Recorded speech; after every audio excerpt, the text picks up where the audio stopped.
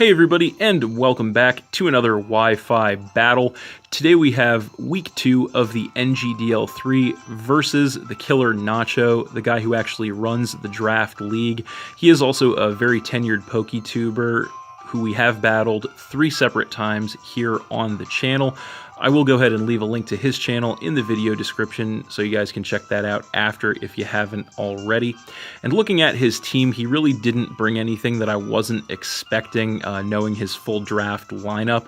As for me, you can see I did change things up quite a bit from last week, bringing only half of the same Pokemon as I did then. If you will recall, we are 0-1 going into this match. TheKillerNacho is actually 1-0 going into this match. So it should definitely be another good one, and we're going to get into it.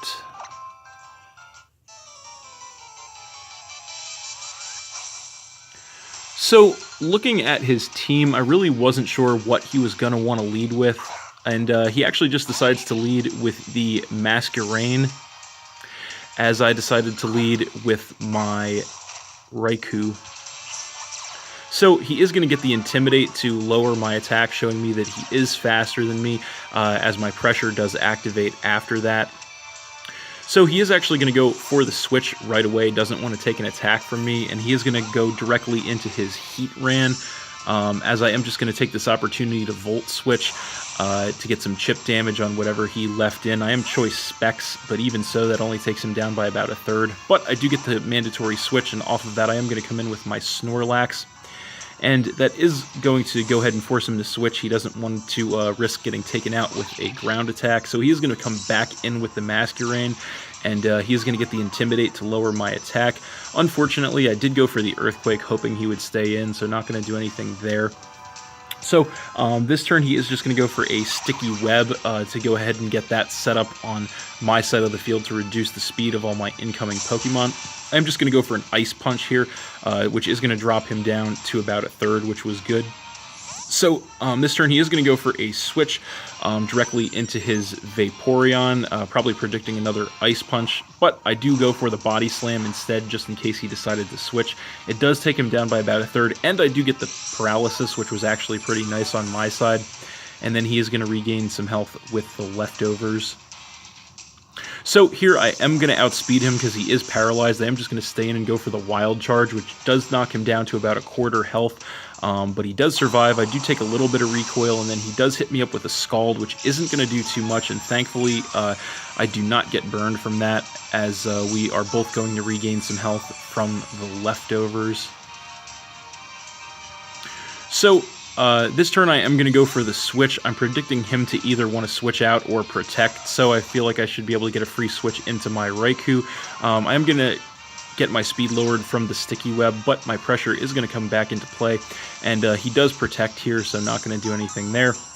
I do get the free switch as he does regain some more health with the Leftovers.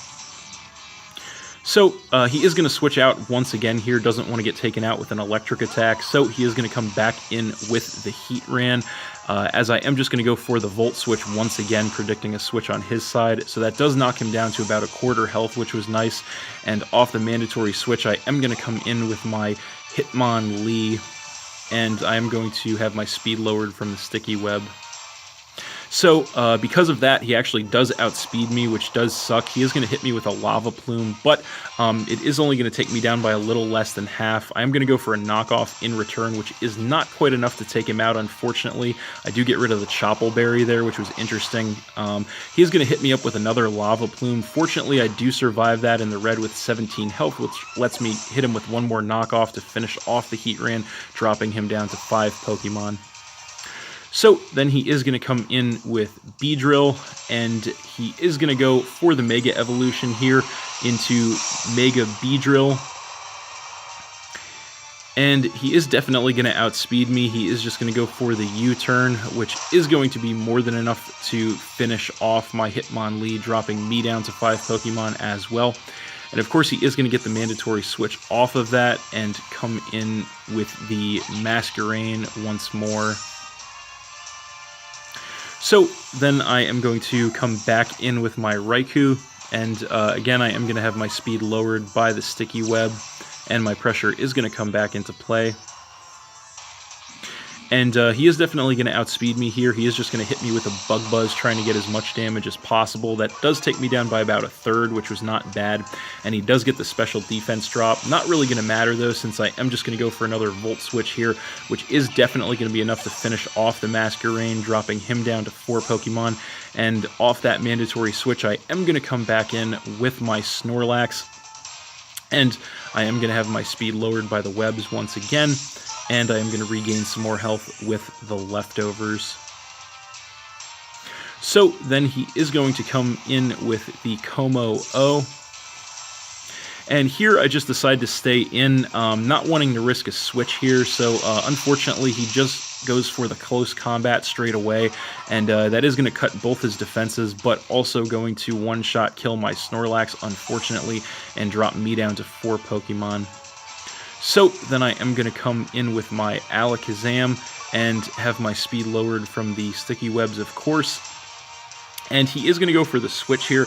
Not exactly sure why. I'm guessing he just didn't want to take an attack or risk if he was going to outspeed me there. I am just going to go for the Psychic, which is going to knock this Vaporeon into the red, but it does survive, and I do actually get the special defense drop, which was nice. So he is going to regain more health with the leftovers there. And then this turn, he is just going to go for a Protect to go ahead and stall out another turn of leftovers recovery, trying to survive another attack. I just went for the Psychic straight away, not going to do anything there. And after the leftovers, he is back up into the yellow, but after the special defense drop, definitely not going to be able to take another attack. So I am just going to go for one more Psychic, which is definitely going to finish off the Vaporeon and drop him down to 3 Pokemon.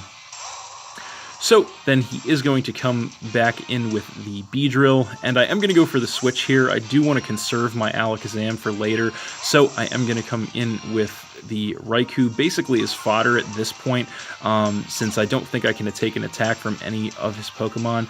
I do get my speed lowered from the webs and my pressure comes back into play. He goes for the U-turn here, and I actually do survive that in the red with 10 health, which was kind of a surprise to me, actually. But off the mandatory switch, he is going to come in with the Como-O. So this turn, he is definitely going to outspeed me, and he is going to go ahead and bust out the Z move here on the Como-O, which, of course, is going to be the special Z move for Como-O. And that is, of course, the Clangorous Soul Blaze.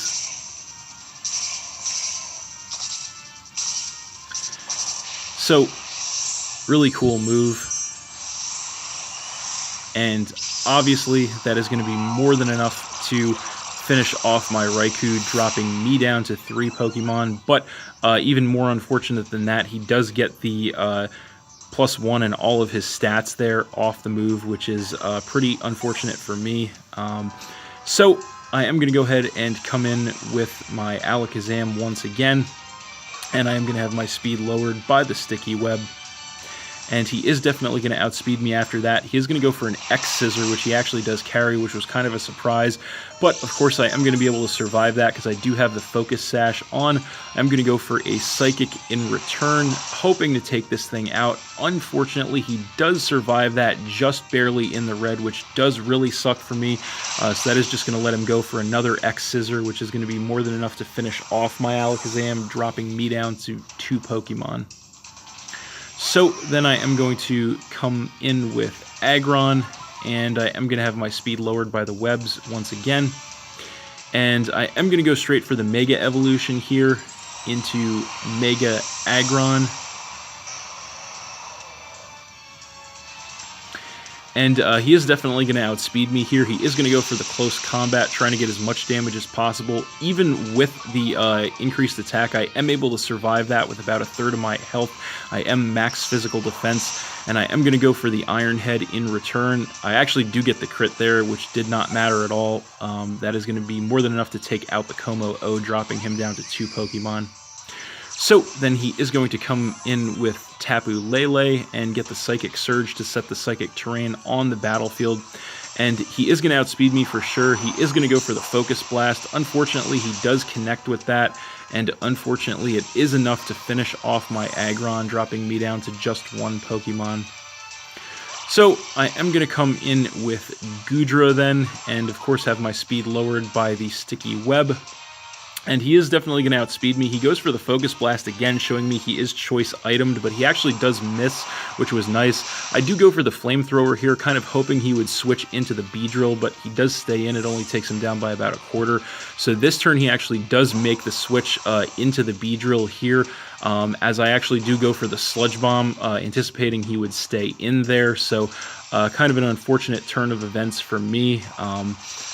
As this turn he is definitely going to outspeed me and go for the Poison Jab. I am able to survive that in the red with 14 health, which was great. That is going to let me go for a Flamethrower, which is going to be more than enough to one-shot kill the Beedrill, dropping him down to just one Pokemon as well.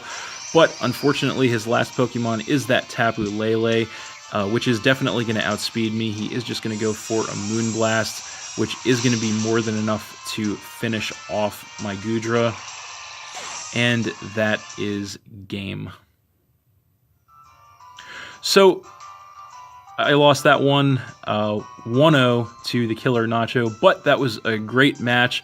Very close, very competitive. Definitely could have gone either way. In the end, I think it really just came down to the mind games that were played on both sides, and he definitely got the better of me there, which is unfortunate, but that is the way the game goes sometimes. But thanks for watching again, everybody. Hope you all enjoyed. Please hit that like button, leave a comment, and or subscribe if you did enjoy, and stay tuned for more new battles in the future. So that's it, and we'll see you next time.